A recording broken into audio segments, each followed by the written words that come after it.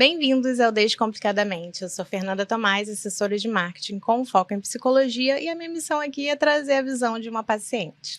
E eu sou Sácia Alvarenga, psicóloga especialista, e estou aqui para te ajudar a descomplicar a saúde mental.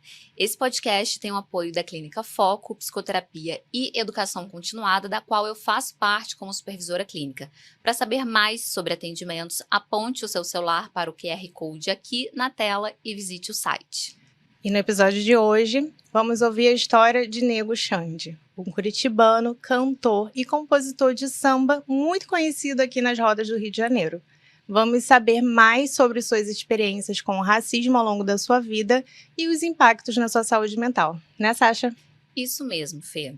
E vamos contar também com a participação da especialista em saúde mental, Caroline Juvenil, psicóloga formada pela Universidade Federal do Rio de Janeiro, com experiência em pesquisa na área da terapia cognitivo-comportamental, estudando questões relativas ao racismo, saúde mental da população negra e estresse de minorias. Vamos descomplicar?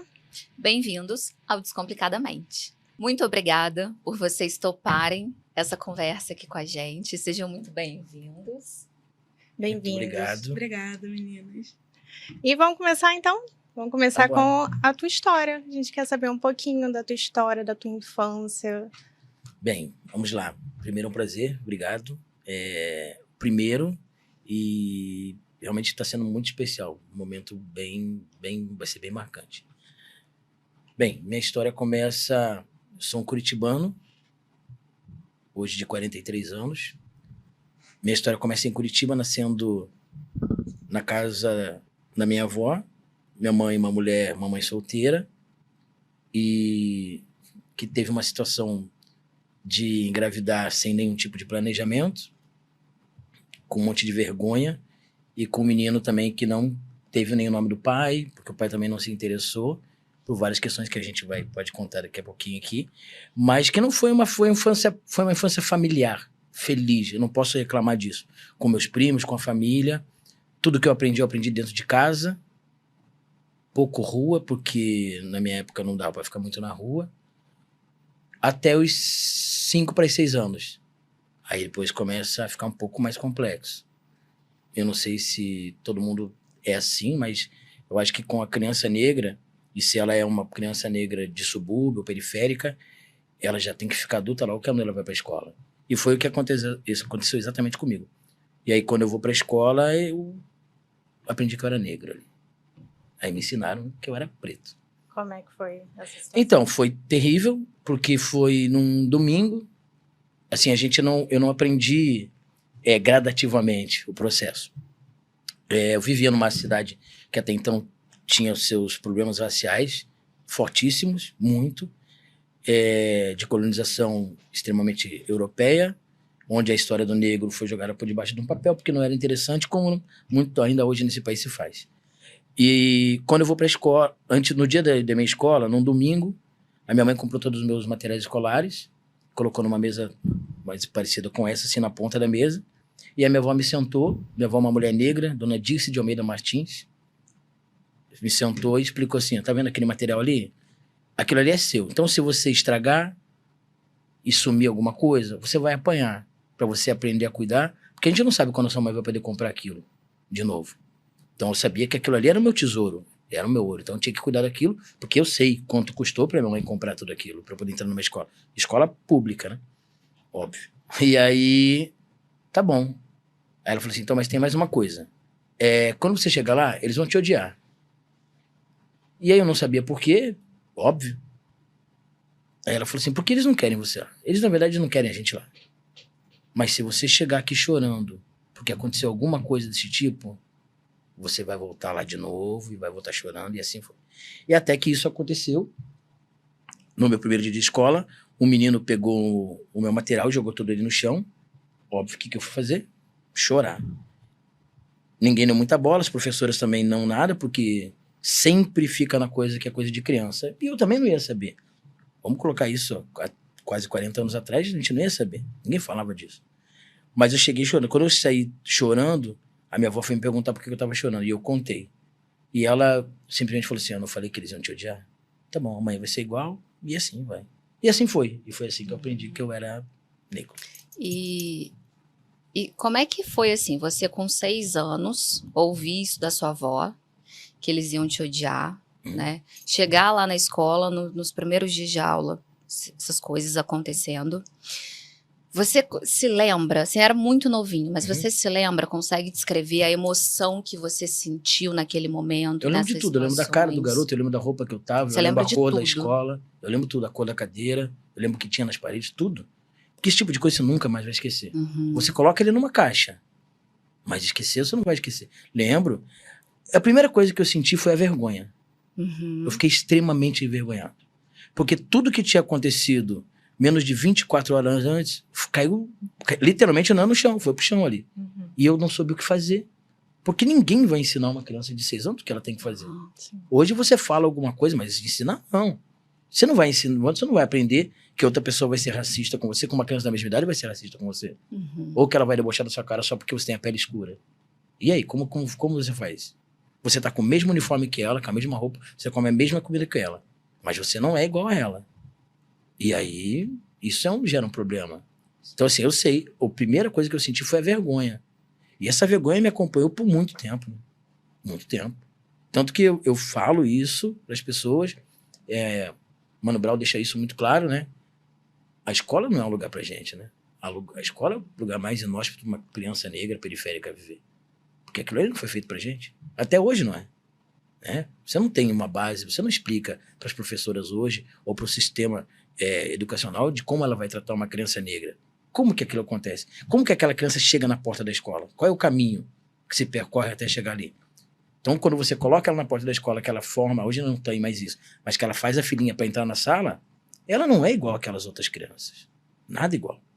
Mas alguém vai enfiar na cabeça dela que sim, porque deve ser bonito, mas no meu caso não foi. Eu acho que principalmente pelo lugar que você nasceu, né? Sim, mas muito mais, claro que sim, o sul do país a gente sabe, né? Historicamente a gente tem relatos do problema, mas eu acredito... Até isso a gente estava falando de fora. O problema, às vezes, a gente vai ficar relativizando o que era racismo e o que não é. Sim. E não é... Claro que hoje eu sei que era, mas para mim é muito mais complexo você culpar uma criança de 6 anos do que os pais dela. Sim, a criança Mas esponja, né? Vamos voltar de novo. Há 40 anos atrás, que programa de TV você falava sobre isso? Sim. A gente nem sabia disso.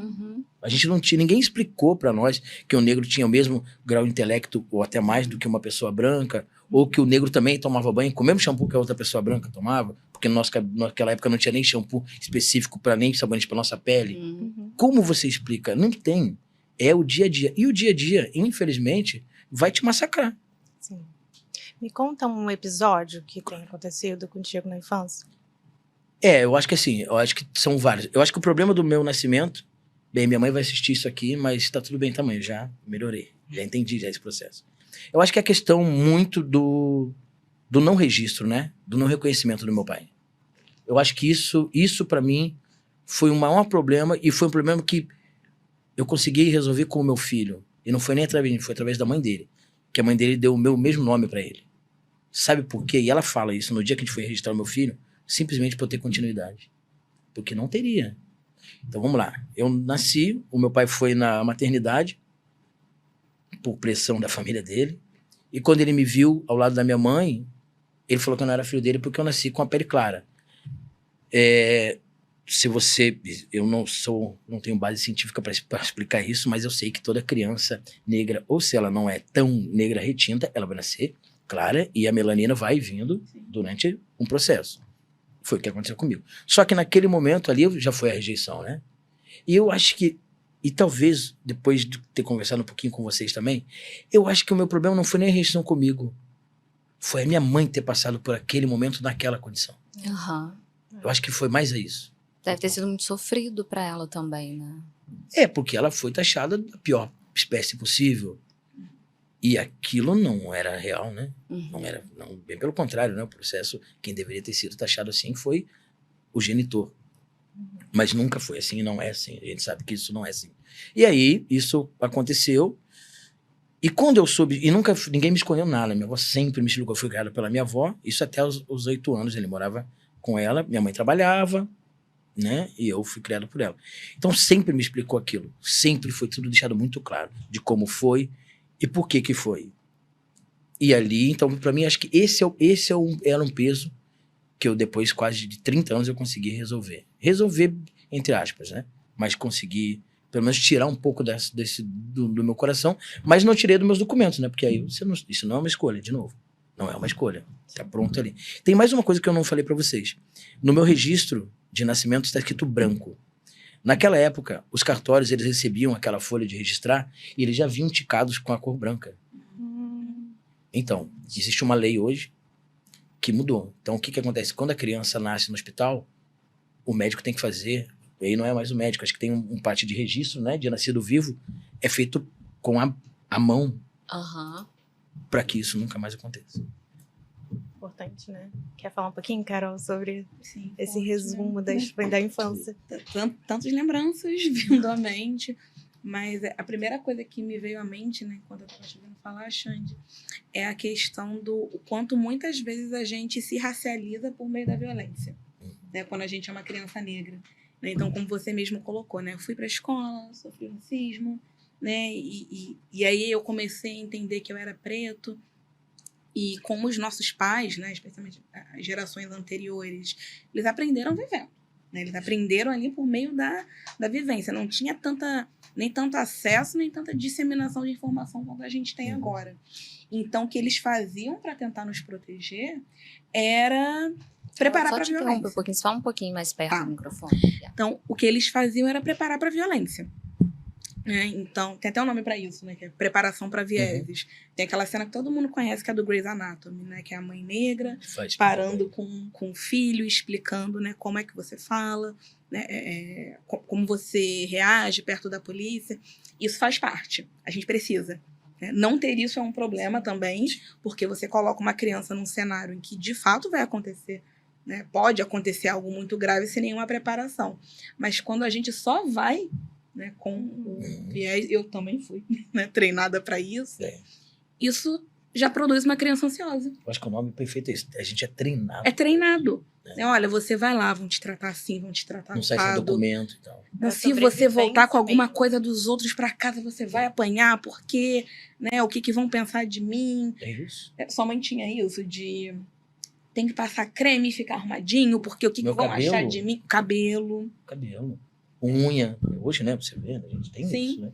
Repara que é sempre se você não fizer isso, vai acontecer aquilo. Se você fizer isso, porque vai acontecer também eles não aquilo. tinham... Como eles iam saber como fazer daquela forma? Porque também no tempo deles foi pior. Aí se a gente voltar para o nosso tataravós, aí era muito pior. Exato. Porque era no açoite. Vai reproduzindo aquela... Exato. É só isso. Então, passou pela experiência, né? E aí, o que acontece? Isso faz com que crianças negras acabem sendo mais ansiosas. Né? Já tem até os estudos que falam, né, que as crianças que são muito preparadas para vieses sem alguma outra coisa junto, né? Então, por exemplo, o ensino também da nossa cultura, né? A gente estava falando sobre música, isso, né? E tudo mais. Então, né, olha, vai ter vieses, mas sabe o que vai ter também? Vai ter outras crianças negras muito legais. Né? Sabia que ser negro é incrível? Sabia que tem músicas muito legais? Olha, a gente estava falando hoje do bronze, né, das meninas da ginástica, eu chorando, vendo a Rebeca, né? A própria Simone Biles também, né? Mesmo não sendo brasileira. Isso tá junto. Né? Tem a dor, mas também tem aquilo que a gente construiu. Mas o medo desses pais é tão grande, né, que prepara a gente para o viés, a criança já vai para a escola, né, para os outros espaços, extremamente estressada. Isso impacta em tudo. Isso impacta no nosso desempenho escolar. Né? Isso impacta na sua relação com as outras crianças, né? Na sua espontaneidade. Na forma de alfabetização mesmo, porque vocês não querem ir naquele lugar. É verdade. Tu já não quer mais. Ou se você quer, você não quer passar muito tempo ali. Então você não vai aprender. É verdade. Mas não é porque você é ignorante ou burro, tem déficit de atenção, não. Porque aquele lugar ali é inóspito pra você. Sim, é um lugar que você associa violência, né? Então não é um lugar para ir aprender, aí fazer amigos e tudo mais. Então é muita violência desde muito cedo, a gente faz o que dá, né? Que é preparar a criança para lidar com essa possibilidade, só que também não prepara a criança para as partes boas, né? Que vêm junto, que vão ajudar a lidar com aquilo. Eu penso que se hoje eu fosse mãe, né, e tivesse filhos, crianças negras, com certeza prepararia para vieses, né? Mas eu também ia ensinar como eu faço com meus pacientes, né? Quase filhos. Como é que é, Carol? Mostra pra gente. Eu sempre falo, engraçado, eu tive uma conversa dessa na semana passada, né? Uma paciente adulta, né? Psicóloga, eu atendendo psicólogos negros, minha vida. Né? Olha, você vai em tal espaço, né? Com quem você vai? Sempre assim. Já brincam, né? Que eu brinco. Quem é o seu bonde? Cadê a sua gangue? Quem são as pessoas? Então, para além de ter outras pessoas negras, que é importante, né? Eu fico, tem que ficar com ele clínico, né, para se juntar, para se organizar. Eu estou ficando famosa por ir em congressos e ficar juntando as pessoas negras para tirar foto. Eu sempre faço isso, falo, olha, 3 horas em tal lugar, parar na frente do banner para a gente tirar uma foto, né? É que a gente tá aqui, pô. Exatamente. E a gente acaba se conhecendo, né, nesse próprio momento. Então, além de preparar, né, para uma possível violência, vamos também tentar criar um ambiente que não só te ajude a lidar com a violência, mas que tenha experiências positivas ali. Trazer as partes boas, né? Criar as partes boas, nem só trazer. Então eu falo, olha, se você é uma pessoa negra, né? Eu, por exemplo, tenho um transtorno, que é o transtorno da ansiedade social, né? Tratadíssimo. Mas, né, ninguém diz. Não, se você não tomar cuidado, volta. Ninguém mais imagina, porque assim, eu fiz meu dever de casa na terapia. Mas é um transtorno que eu tinha muito medo, né? Com certeza a minha experiência racial impactou e tudo mais. Vamos pensar, eu poderia ir num congresso, que é, né, um exemplo aqui que eu dei. Vou aqui nesse espaço. Se eu vou nesse espaço e eu vou ficar trancada no meu quarto, interagindo o mínimo possível com as pessoas, não identificando, né, quem é legal, quem não é, as minhas experiências ali vão ser só de redução da violência. Né? Tentar não aparecer, né, me invisibilizar. E aí vamos olhar para as outras pessoas, né? As pessoas não negras, as pessoas brancas que estão ali. Para além de, né, talvez alguma experiência de violência, elas vão se divertir, elas vão sair, elas vão ver palestras incríveis. Né, elas vão fazer cursos, elas vão ter uma série de vivências. Então eu tenho preparado muito as pessoas, né, eu falei né, dos meus adultos, crianças, mas eu atendia muita criança e adolescente também, né, para isso. Né, então, o que a gente vai fazer para aumentar a possibilidade também daquilo ali ser legal? E quem são essas pessoas com quem você vai contar? Quem são as pessoas que às vezes você nem conhece, mas você sabe que vão estar lá? Eu ando um pouco sobrecarregada socialmente por conta disso. Eu vou nos lugares, todo mundo quer fazer amizade comigo. Gente, quero comer. Sim, né? Carol, tá virando uma celebridade. Não, e eu tenho ansiedade social, né? Então eu fico um pouco... Mas ao mesmo tempo, né, eu sei que isso também faz parte da experiência da outra pessoa, né? Pra manejar com aquilo.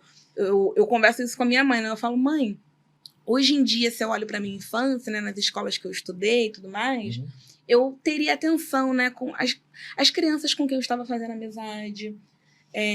Se tem alguma atividade dentro da escola, né, ou depois da escola, né, trazer criança preta, né, para estar junto, para estar perto, visitar outras famílias. Isso de uma forma muito consciente, né, muito pensada. Então, isso, né, juntando ali com preparar para vieses, vai ajudando a criança negra a ter aquela experiência que toda criança deveria ter. Eu só acho que no meu caso, assim, teve um outro problema, que é não ter referência, né? Não tinha referência. Não tinha. Onde eu morava, não tinha essa referência. Sim. Não tinha nem sequer... E nem na mídia também, nada, né? nada, eu não sabia. Eu tô te falando assim, eu fui aprender naquele momento. E aí depois, próximo à minha adolescência, Sim. que você começa a entender, ali perto do finalzinho dos anos 80, começa aí através da música e da TV, mas de você se ver. Porque não tinha nenhuma referência. Os meus amigos de escola tinham negros ali, mas... A gente, porque é muito estranho talvez falar, porque parece que é diferente. Mas é porque a gente não via assim. Eu sei. Você não ficava caçando iguais. Isso a gente nem sabia. Não sabia nem que tinha esse nome. Isso. Então, ninguém ficava procurando. Vou ficar ali. Não era. Eu sabia que você não encaixava, que não estava legal. Mas que alguma coisa estava rolando ali. Mas um outro amiguinho ia ficar seu amigo. E às vezes era um branquinho mesmo. Isso. Mas que a condição social do cara, ele sabia. Ou a gente era vizinho, perto, ou jogava bola, tipo, na mesma praça. E aí sim, então é isso. Eu não tinha referência alguma sobre compreensão de, sei lá, mesmo até de autoestima, de beleza. A beleza que eu via era da minha mãe, que mandava me arrumar daquele jeito e pronto, e acabou. Uhum. Mas a gente não tinha. Hoje é muito mais fácil, e eu acho que até a questão de, para quem vive com uma cidade como o Rio de Janeiro, é muito mais próximo, né? Sim. Você se vê inclusive, no outro. Eu perguntei a questão da escola, porque o meu professor da academia, eu perguntei para ele como é que era na escola, né? Você sentia? Ele, não, acho que até a maioria eram pretos e eu não sentia tanto. Então, aí, quando eu fiz essa comparação com o Dona Alexandre, por ele ser de Curitiba, eu acho que foi bem pior, né? Eu fui descobrir a duras penas mesmo, Sim. e é isso, sim, porque não é o que você falou, a gente é treinado para quase isso, é treinado para sofrer, mas que não pode chorar, Uhum. Isso. né? Uhum. É treinado para não fazer errado, porque senão aí você vai chorar. Uhum. Deixa eu só fazer uma E- correção, Por que favor. foi Rio de Janeiro subúrbio, né? Porque se a gente falar de É, Zona Sul, já é outra não, história. isso. Ô, Carol, e deixa eu te perguntar, todas as situações que vocês estão contando, essas coisas que acontecem, né? Quais os transtornos que podem aparecer para uma criança? Então, não tem tantos estudos sobre transtornos específicos, mas tem uns estudos que falam sobre transtornos gerais e dificuldades psicológicas no geral, né? Então, sempre falam de depressão, Uhum. ansiedade, e depressão, todo um guarda-chuva de depressão. Aham. Ansiedade é a mesma coisa. Falam muito também sobre insatisfação corporal, né? Então, uma relação muito negativa, né? Afeta a autoestima, né? Corpo, forma corporal, né? Porque às vezes quando a gente fala de insatisfação corporal parece só peso, né? Mas quando a gente fala de gordofobia e tudo mais, a forma também impacta, Sim. né? Então, por exemplo, hoje estava tendo umas piadas na internet, né, com a questão da ginástica, né? Estavam brincando, falando que não, mas as nossas meninas, elas têm mais curvas, Sim. né? Então isso deveria contar ponto de dificuldade, né? Sim. E tudo mais. Então, por exemplo, eu cresci nos anos 90, né, enquanto criança. Eu queria ser muito magrinha, né? Mas meu corpo nunca ia ser assim, né? E viria, né, ali em cima toda uma questão de hipersexualização do corpo da mulher negra e tudo mais. Então, para além, né, de, né, ter barriga, não tem, é gorda, é magra, também tem isso, né, de querer ser menorzinha, né, querer ter aquele corpo bem, bem tradicional que a gente fala, aquele corpo de heroína romântica antiga, assim, sabe? Até Ser para uma ser menina imperceptível, branca, né? magra, pequenininha. Porque aí ninguém vai perceber. Exato, É isso. exato. Que é o associado à elegância. Né? O que é elegância? É parecer magra, É. é parecer fina. Isso. Ô, Carol, e qual a dica que você dá hoje, né, para os pais que estão vendo os filhos passarem por isso, que às vezes estão percebendo alguma mudança no comportamento da criança? Que dica que vocês dão, assim? Nossa, ótima pergunta. Primeira coisa, a gente tem que entender que questões de raça, né, racismo, questões positivas e negativas de raça, elas não se resolvem individualmente, né? Isso não quer dizer que não se resolve individualmente, então vamos deixar só para o governo, né? Porque aí também a gente tira a responsabilidade, mas eu tenho visto que às vezes se busca também hiperresponsabilizar crianças.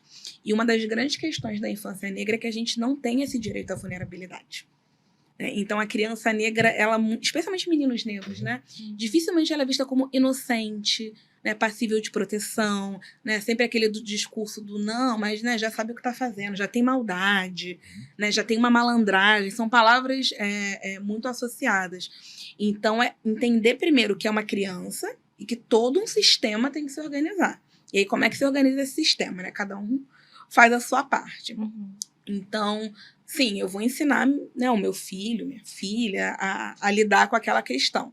Mas eu também tenho que deixar claro para essa criança, olha, eu estou indo na sua escola, né, eu estou indo conversar, eu estou indo cobrar providências. Sim. Porque as escolas se retiram muito, né? Ou então, às vezes, tem umas ações que são muito pontuais. Né? Então, eu não atendo mais criança, mas eu passei muito por isso, né? Que vai na escola da criança, a criança sofreu racismo. E aí o que vamos fazer? Ler um livro. Verdade. Aí você entra na escola, né? Que está com um grande projeto pedagógico de ler um livro sobre raça. E aí não tem uma professora negra. Na coordenação não tem uma pessoa negra. Você só vê, no máximo, né? As cozinheiras, faxineiras, serviços gerais. Né? A escola toda, né, tem que ser diversa, tem que ser múltipla. Então, aquele evento de racismo que aquela criança passou, né, e para aquela criança estar sofrendo da forma que ela está sofrendo, todo esse sistema contribuiu. E não tem como essa criança resolver isso sozinha, só com mudança de atitude. Então é isso, né? De chegar ali naquele espaço escolar e cobrar, né? Cobrar mudanças, responsabilizar. Sempre, como a gente está num momento de muita mudança social, né? Sempre se atualizar para ver também o que a gente tem de direito naquele momento. Deixa eu só te complementar uma outra parte. Uhum. Que não basta a gente não ser racista, a gente tem que ser antirracista, É disso né? que a gente está falando. E aconteceu um episódio comigo quando eu era criança, que eu tinha vizinhas pretas e vizinhas brancas. E eu tinha amizade com os dois lados. E aí um dia eu desci para brincar com as vizinhas brancas. E aí a gente estava ali e as outras saíram no portão. E aí eu falei, vou chamar elas pra cá. E as meninas falaram, não, não chama não, porque elas têm piolho. E a minha mãe não deixou brincar com elas.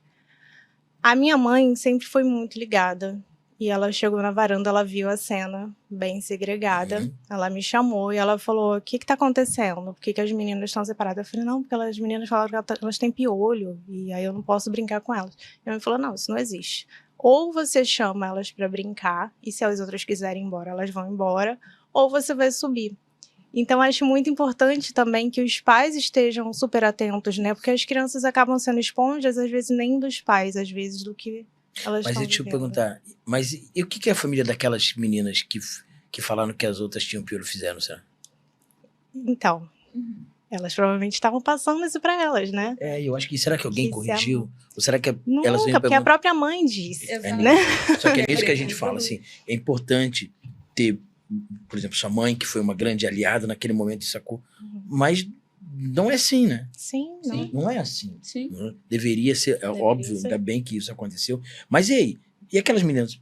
Não brincaram, no outro dia passou da mesma forma, as outras continuaram sendo as meninas que têm piolho e assim a vida Exato. foi. Sim. Eu acho que é Em isso, né? outros contextos, com certeza. E é uma cultura de silenciamento É. mesmo, né? Essa que é toda a questão. Quando você mobiliza ali o contexto inteiro, já tira uma das bases do racismo, que é silêncio. Sim. Né? Porque na nossa cultura, né, mudando de cultura vai mudando a manifestação, mas a ideia é você silenciar, né? Porque se você silencia, não existe. Se não existe, não tem que reparar. Né? Então, primeira coisa, né? Isso de você chamar uma coisa de racismo é tão atual. Né? Porque antes era algo muito, eu diria que muito limitado ao contexto dos movimentos negros. Eu estava lendo um livro recentemente, eu sou obcecada por novela. Obcecada. Se um dia eu puder fazer um doutorado nisso, eu faria. Tranquilamente.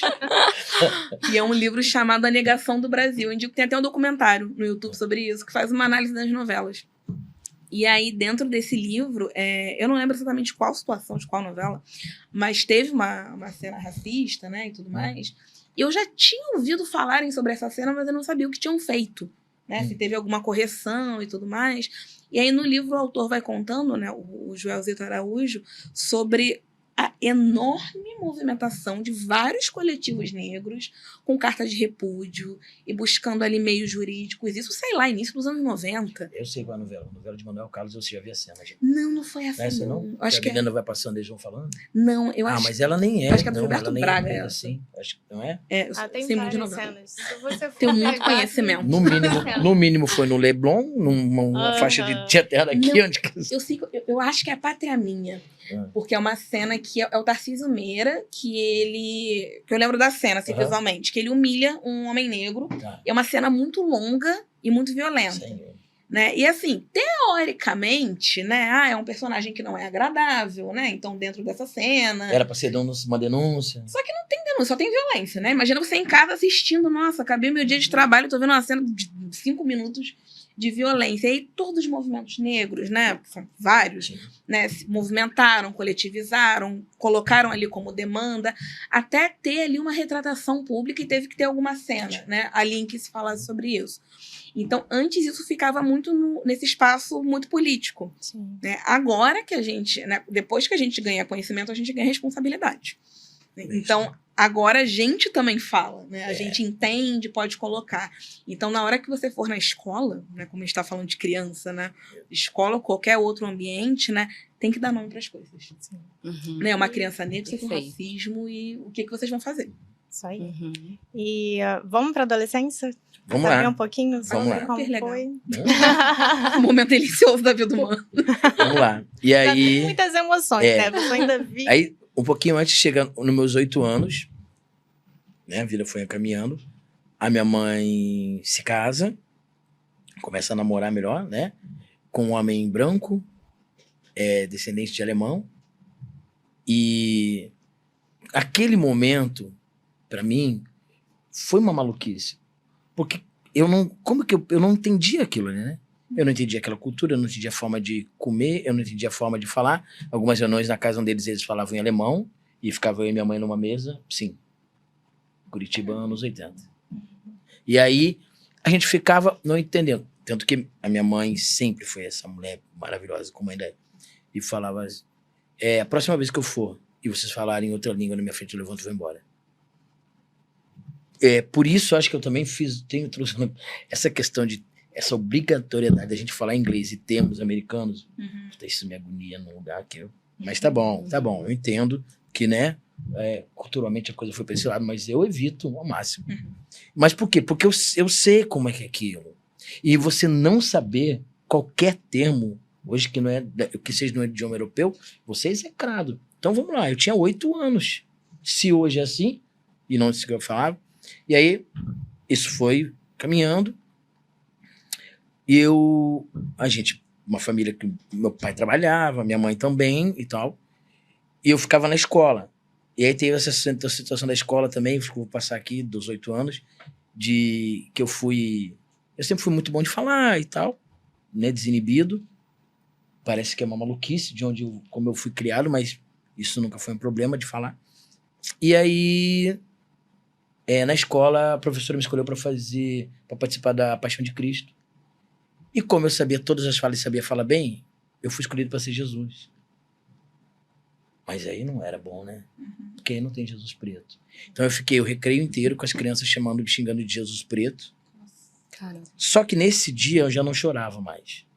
Porque eu já estava cansado, já desde os 6, né? Parece que é muito tempo, 2 anos. De um evento para o outro. Quando eu entro na escola, para onde chega isso? E aí o Jesus preto, eu saí correndo atrás de uma menina, que tinha a mesma idade que eu. Ela correu para dentro do banheiro, eu empurrei o banheiro com porta e tudo, ela bateu a cabeça, enfim, mas com a cabeça, fomos lá para supervisão. Quando chego lá, a minha mãe trabalhava, meu pai também, então não tinha ninguém em casa. Quem que ia lá responder ou me buscar na escola? Ninguém. Tive que ficar esperando, aí a mãe da menina chegou na escola, aí perguntou o que tinha acontecido, e aí a professora falou o que aconteceu. Gente, outra época, tá? Outros anos. A mãe dela deu uma surra nela na minha frente. Foi exatamente assim. Naquele momento, eu nunca mais esqueci disso. Eu entendi da forma talvez mais errada possível que ser racista tinha consequência. Mas eu não sabia nem que aquilo, o nome daquilo se dava racismo.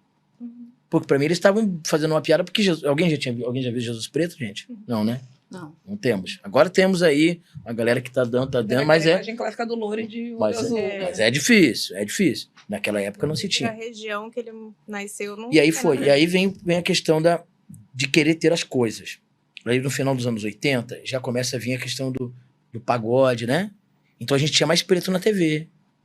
Os grupos eram, na maioria, a maioria eram pretos. Os brancos sempre eram os caras que tocavam violão, porque a gente já sabe, né? O instrumento mais caro e erudito, obviamente que isso vão ficar com eles. E aí, então se eu sempre olhava e falava, pô, cara, ali dá pra fazer assim. E a gente já tinha o conhecimento de escutar samba, mesmo morando no sul. Até que eu falei, pô, acho que e eu posso falar, eu tenho certeza que vários outros meninos, homens pretos, vão falar isso. Pô, irmão, acho que se eu aprender a tocar um instrumento, isso aqui acaba. Isso aqui vai melhorar, vai acabar, vai diminuir. E realmente acontece isso, né?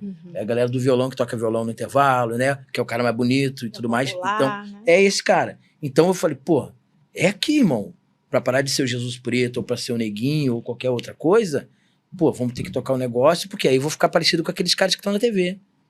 E aí começa o interesse meu pela música, pelo samba, que era o pagode naquela época, né? E aí eu vou pra música. E ali, a música me ensina que é possível. É possível qualquer coisa. É possível ser até melhor do que aquelas pessoas que estavam falando de mim. Porque eles não têm aquele talento.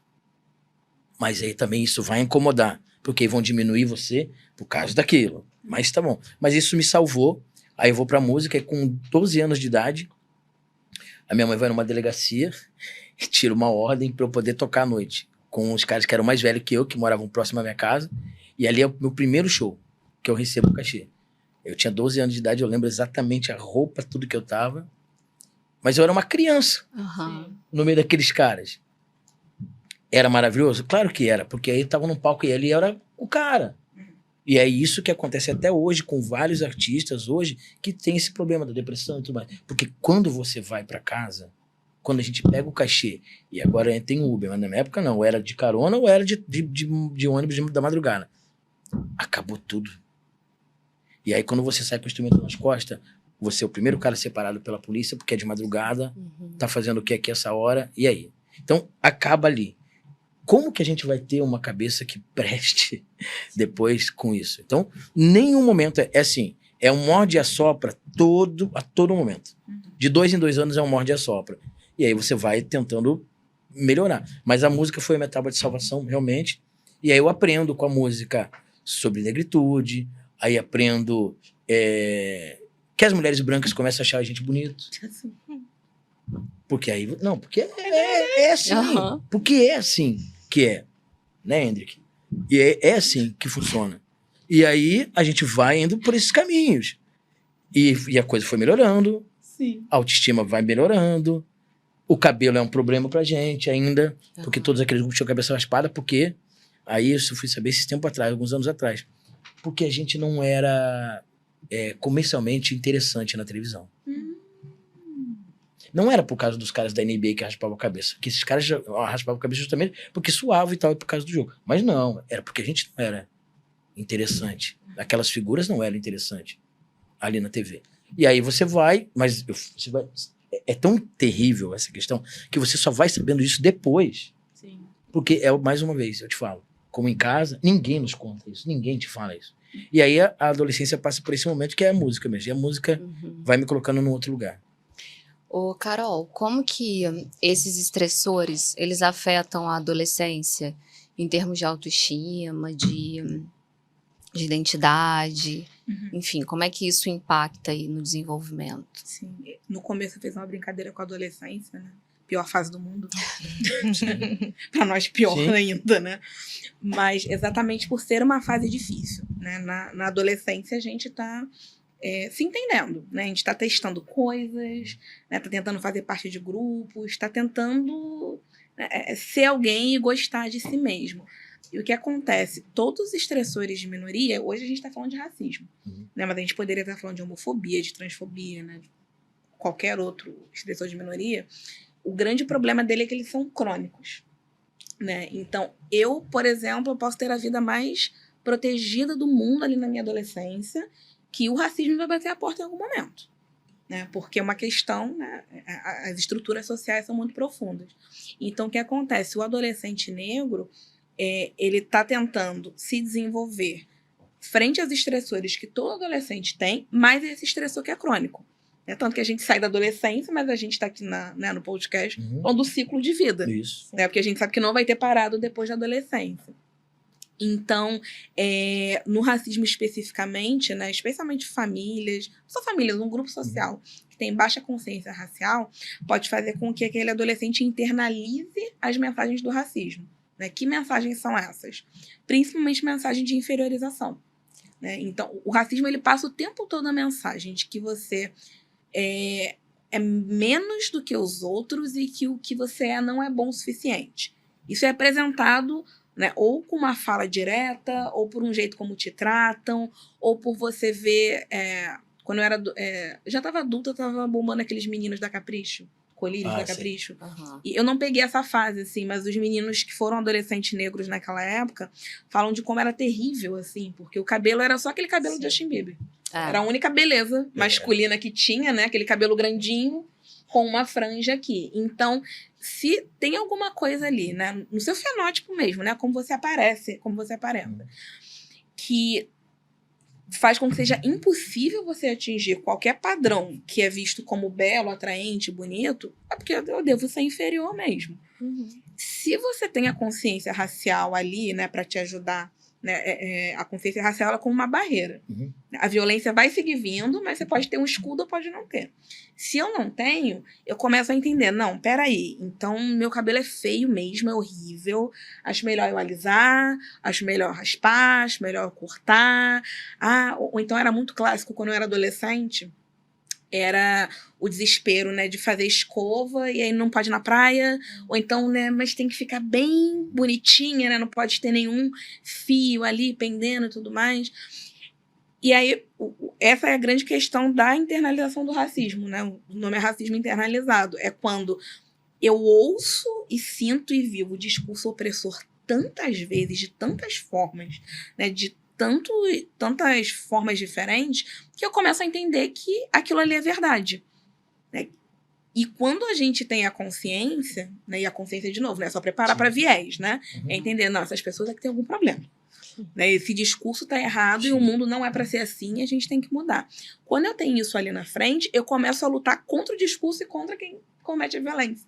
Né? Não contra mim mesmo. Eu vejo isso no discurso da minha prima, que é adolescente, né? Eu ando muito em contato com a adolescência negra por causa daquela criatura, né? E aí, gente, adolescente é uma fase, de fato. E ela fala de um jeito que eu não falava. É muito legal de acompanhar, muito legal. E, óbvio, né, vai ter ali os seus níveis de racismo internalizado, porque é uma mensagem recorrente. Mas, por exemplo, ela mudou de escola, assim, estou falando de você, Eduarda. E ela sabe que eu conto essa história então. Eduarda. Beijo, Duda. Mas, por exemplo, ela mudou de escola e tal, foi para uma escola particular, com uma bolsa e tudo mais. Primeira coisa que ela reclamou, só tem branco nessa sala de aula. Eu nunca ia pensar nisso assim, quando eu era adolescente. Ou ia tentar me encaixar, mas ela já chegou reclamando. Né? E aí ela tá se esforçando para manter os vínculos com... Ela era da banda da escola anterior, né? A cultura, né? Sempre puxando. Para manter os vínculos, né, com o grupo de lá, porque ela fica, não, imagina se eu só tenho esse grupo social aqui, né? Porque não é possível. E aí, quando ela vê, né? A gente tava vendo as redes da escola dela, né? Que tinham umas crianças, uns adolescentes negros, né, que cantavam, da escola atual, né? Aí ela fica, não, tem que fazer amizade com essas pessoas aqui, né? Porque não dá pra eu ficar só com a minha turma, porque... Né? Aí ela fica, como é que eu vou estar até o terceiro ano? Mas é muito louco pensar que em 2024 ela tem que procurar ainda esse lugar. É muito cansativo. Não é pra ser assim.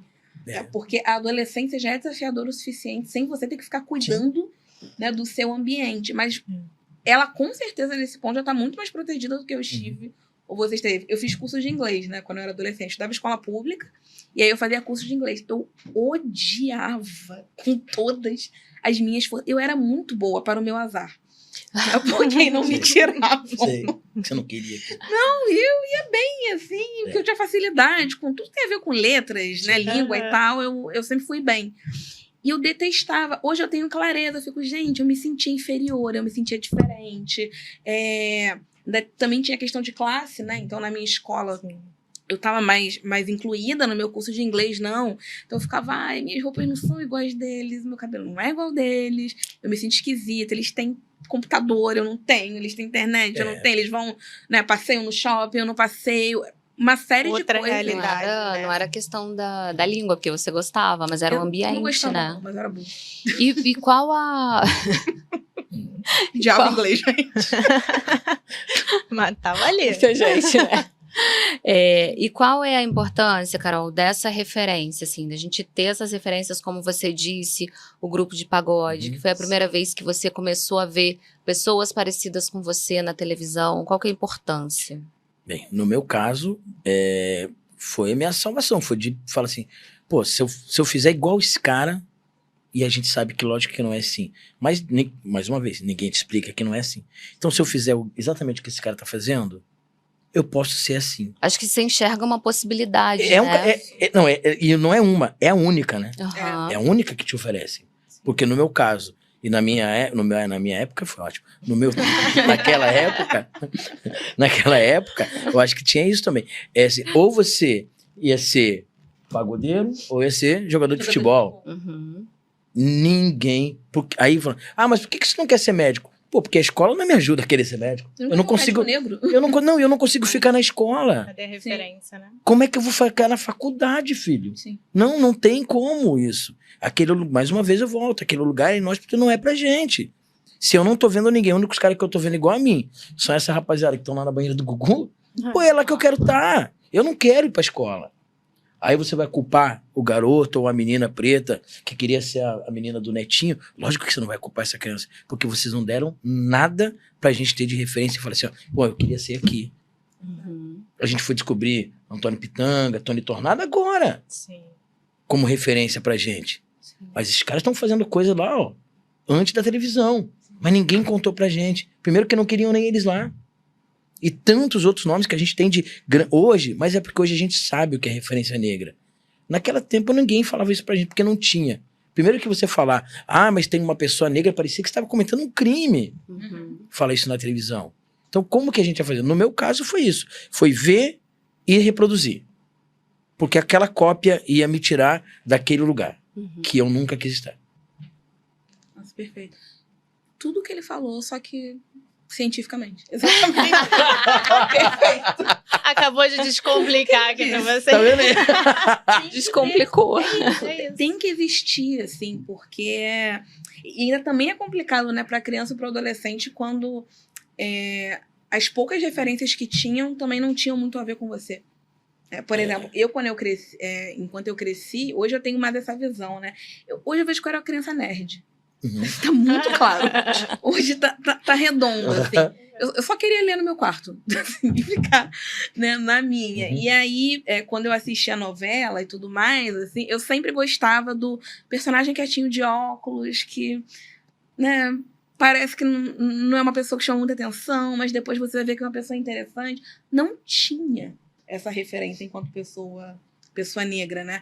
Tanto que as grandes, até como mulher negra, né? As grandes pressões sociais que a gente sofria, que eu sofri, era, não, mas você tem que sambar, né? Você tem que gostar disso, você tem que gostar daquilo, você tem que gostar daquilo outro. Eu lembro da época que eu me obriguei a gostar de carnaval. Me obriguei. Não, eu me obriguei, porque eu sou uma mulher de tarefas. Falei, eu vou entender disso. Fiquei uns 3 anos assim, meio obcecada. Foi bom, porque carnaval te ensina muita história. Muita. E não era... Aí, né, conversou ali Isso. com o meu lado nerd e Sim. tudo mais. Hoje em dia eu gosto de tudo que existe. Mas se eu for comparar as nossas épocas com hoje, as crianças negras ainda é muito pouco, mas elas têm um leque muito maior, né? Eu posso...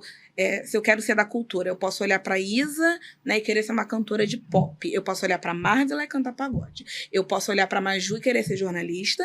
Eu posso olhar pra Michelle Obama e falar ser presidente, mas eu fui primeira-dama. Kamala Harris, quem sabe, né? Vamos ver. Posso olhar pra Erika Hilton e querer estar na política.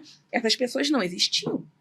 Né? Existiam no máximo, né? Pelo menos que eu me lembro enquanto eu cresci. Tinham as atrizes e tinham as cantoras. Mas até dentro das atrizes, ok, temos alguma. As personagens não eram variadas, elas não tinham as oportunidades. Né? Então, a maior parte das minhas memórias, assim, né, do que me fortalece culturalmente hoje, com certeza vem de 15 anos pra cá. E aí a gente pensa assim, né, na adolescência, que é essa transição da infância para a vida adulta, já é uma fase difícil, como a gente vem dizendo. E aí você atravessa essa fase sem referência nenhuma, com o racismo internalizado, né? Como que esse ser humano vai se constituir? Que aí é a tua fala. A gente não fica bem de cabeça. Mas com esse cenário sem referência nenhuma e com esse racismo Toda internalizado, pressão, né? você acreditando que você é inferior, que você é pior do que todo mundo, é claro que isso vai dificultar esse processo da chegada na vida adulta. E ninguém está falando sobre isso, né? Às vezes a gente escuta um discurso de que é drama, a gente estava falando sobre Famoso isso. mimimi. Então, eu acho que essa é a importância disso, porque eu acho que as pessoas que não vivenciam, elas não fazem ideia do sofrimento que é. Sim, mas uma curiosidade, só para nesse contexto. Hoje você consegue enxergar isso tudo, Sim. mas naquela época você conseguia? Não sabia de dessa nada. forma? Nada, Não, né? eu ia chorar. Sim. Não, é o que não, porque não tinha. Mais uma vez, eu venho de um lugar que a referência era a minha casa. A gente tava até falando de fora. A minha psicologia era minha avó fazendo almoço, conversando, explicando do jeito que ela entendia, os meus primos brincando lá fora, discutindo sobre alguma coisa que a gente não sabia o que era, mas nunca ninguém foi chamado de apelidos pejorativos porque tinha pele mais escura dentro da casa da minha avó, jamais isso aconteceu, nunca aconteceu. Ou quando chamavam, a minha avó, ela tinha uma forma de chamar, ela não chamava ninguém de negão quando ela queria colocar, ela falava com a letra R, de negrão. E aí, parece que não tem nenhuma diferença, mas tem. Porque ser um negrão é diferente do que ser um negão. Sacou? Então era, você vê que parece bobagem, mas era numa sutileza, era assim que a gente ia aprendendo. Oralidade, mostrando, sabe? Ó, tá vendo aqui dentro de casa? A gente faz assim, a comida aqui é desse jeito que faz, mas aqui também tem horário, que tem isso aqui a gente come, isso aqui a gente não gosta. Mas legal que, pelo que você conta, parece que a tua família foi uma baita referência, né? Foi. Tua avó, tua A minha avó, minha mãe, muito, né? A minha mãe mesmo, ela me protegeu da forma que ela conseguia, né? Me proteger naquele momento. Mas a gente sempre foi muito... Eu falo que eu e minha mãe, a gente fala que antes da gente ser mãe e filho, a gente é melhor amigo. Por exemplo, a minha mãe me ensinou a ir comprar anticoncepcional pra ela, não sabia nem pra que servia aquilo. Mas a gente sempre falou isso com muita naturalidade. Tudo sobre a rua, ó, vai aqui, vai ali, quer beber? Tá bom, mas e aí? Como é que vai ficar depois? Mas a gente tomar uma cerveja em casa, tanto que a melhor coisa fazer com a minha mãe hoje, até hoje, é acordar e escutar ela abrir aquela latinha de cerveja e ela me servir. Eu falo assim, pô, acho que a gente acertou. Temos Acho que de tudo ruim, Uhum. aqui não, isso aqui é intocável. Isso aqui não vai se mexer. Incrível. E a gente também não vai mexer no que já foi. Porque vai causar dor nessa mulher. Sim. Sabe? Então não precisa. A gente tava falando isso. Tem coisa que a gente não quer falar pros nossos. Tu não vai sentar com a tua mãe. Ah, mãe, tu lembra daquela... Não, não faz isso com ela, não. Não, porque você não sabe a dor, onde que tá aquela dor. E como que ela fez para aquela dor ficar ali debaixo? Qual foi o processo? Ela não teve psicólogo. Sim, verdade. Ela teve a vida, ela teve que trabalhar, chorar no banho e pronto, acabou. E quando sobrava um dinheiro, sair com alguém.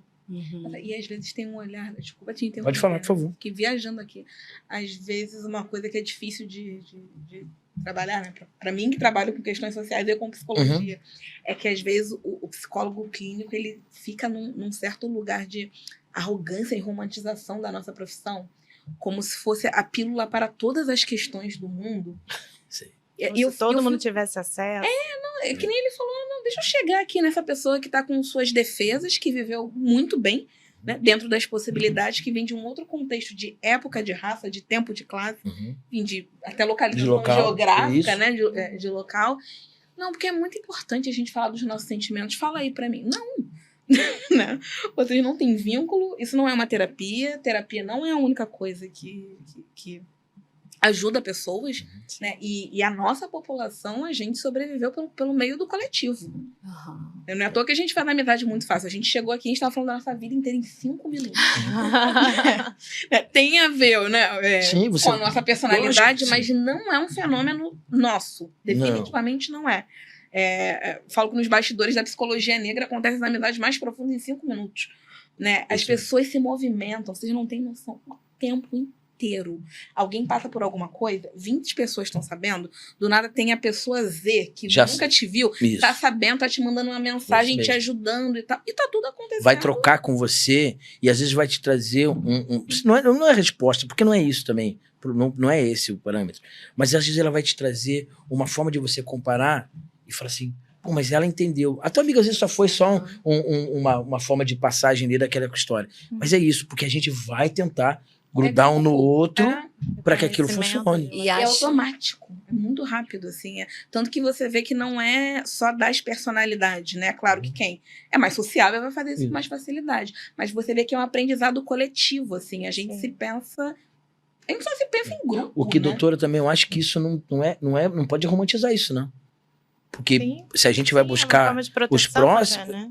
é porque só os próximos sabem, compreendem ali. Sim. Eu não estou falando que os nossos aliados não entendam, mas é muito diferente uma coisa da outra. Completamente diferente. Porque até você chegar numa pessoa não negra, vamos dizer assim, Sim. você não vai fazer isso. Não é. Uhum. Porque a gente foi treinado, eu vou bem deixar essa palavra aqui, treinado a não fazer isso. Não vai lá, porque lá não, vai aqui. Sim. É isso. Que você não sabe o que pode vir de lá, né? Porque de lá sempre é rejeição, né? E se você já estiver vulnerável, melhor Acabou- não correr. é, e acabou corre tudo o de risco, vez. né? Isso aí.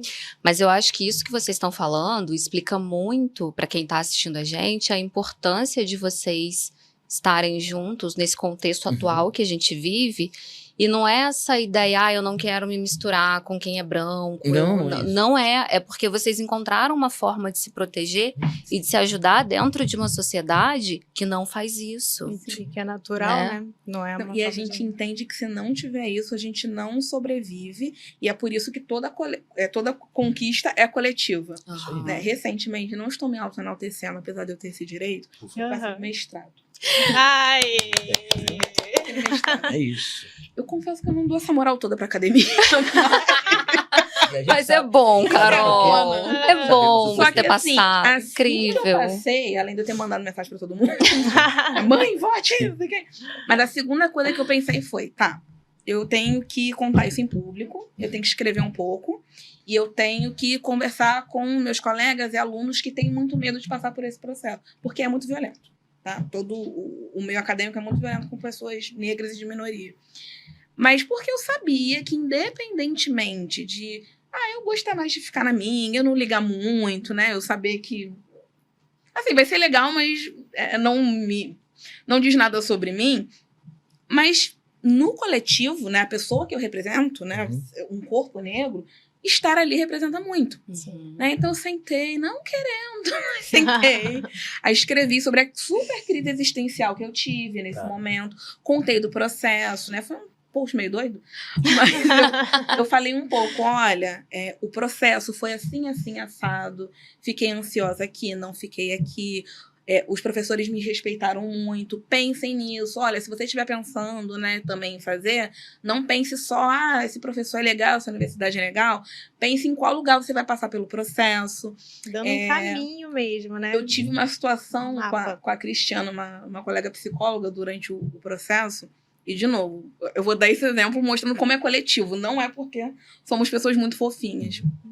Ela não recebeu o e-mail da banca racial. E a gente tinha que fazer. Né?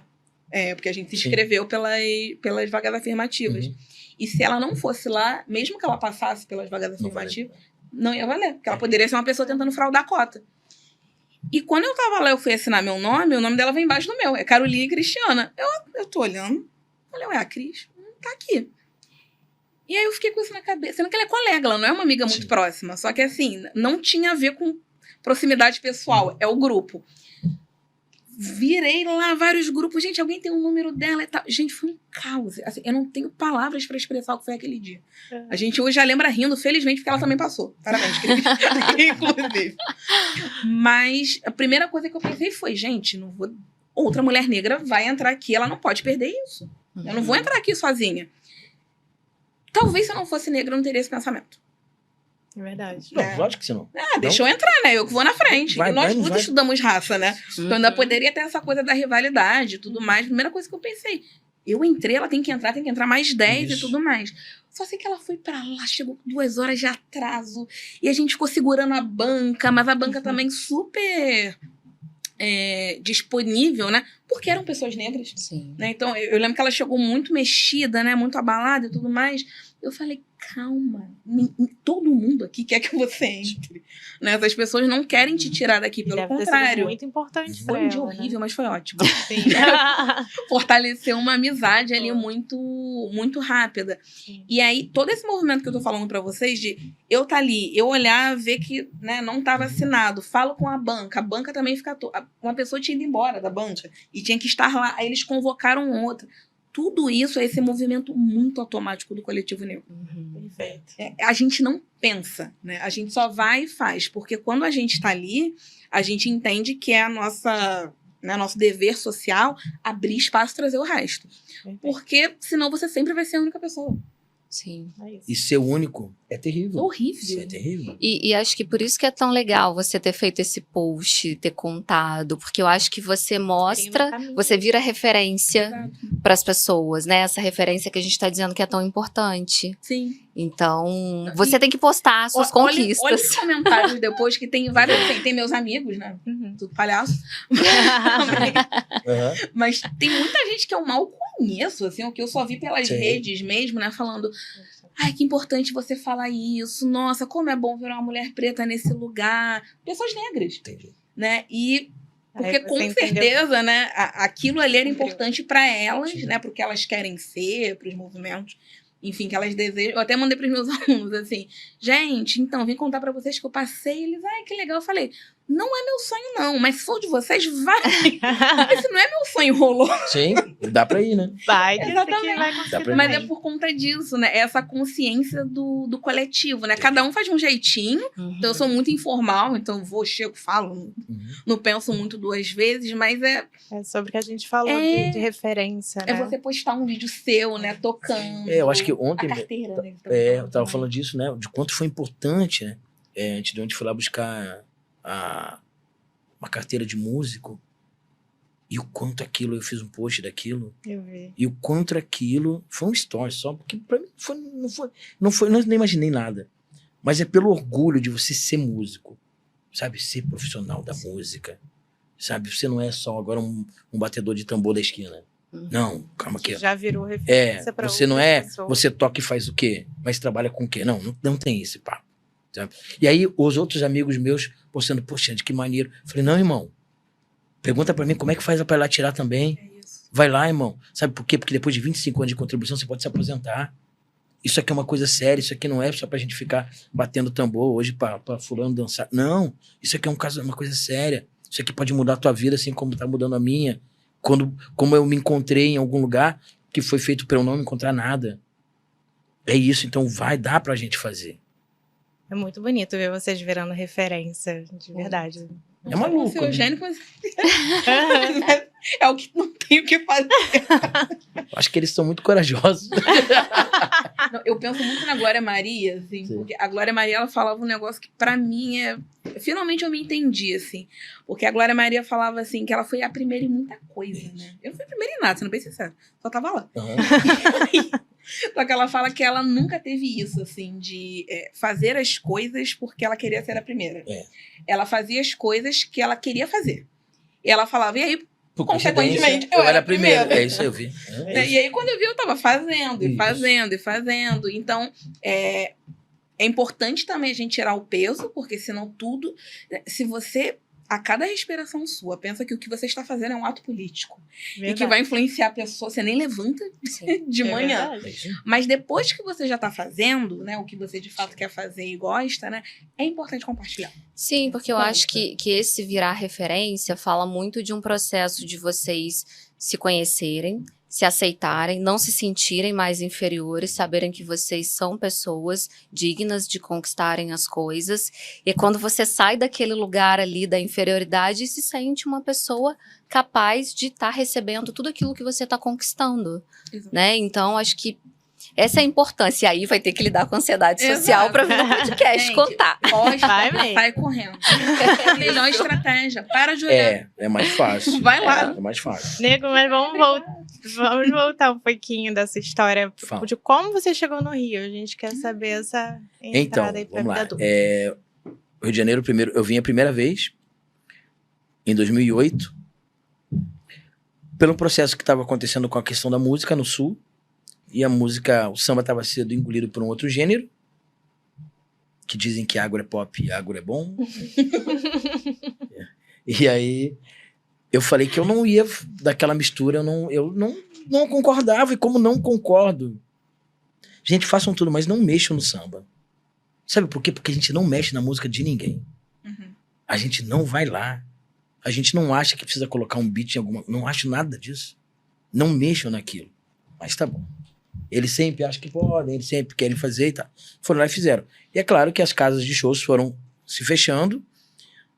Os corajosos se moldaram, e eu vou usar esse termo aqui, sem nenhum medo, toparam o embranquecimento, eu não topei nunca, e beleza, viveram, beleza, ok, tá bom, tá tudo bem, eu entendo a questão da sobrevivência do músico e do artista, mas eu não me cabia naquele lugar. Pra mim, é muito outra coisa. E aí, quando aquilo começa a ser, a gente começa a ser engolido, em 2008 eu venho pra cá, pela primeira vez, porque, enfim, fui casado com uma carioca que morava em Curitiba, e a minha sogra sempre falava, irmão, teu lugar não é aqui, tu tem que ir lá e tal, aquele papo, né, de todo carioca, quando tá fora do Rio de Janeiro. Pô, aqui é maneiro.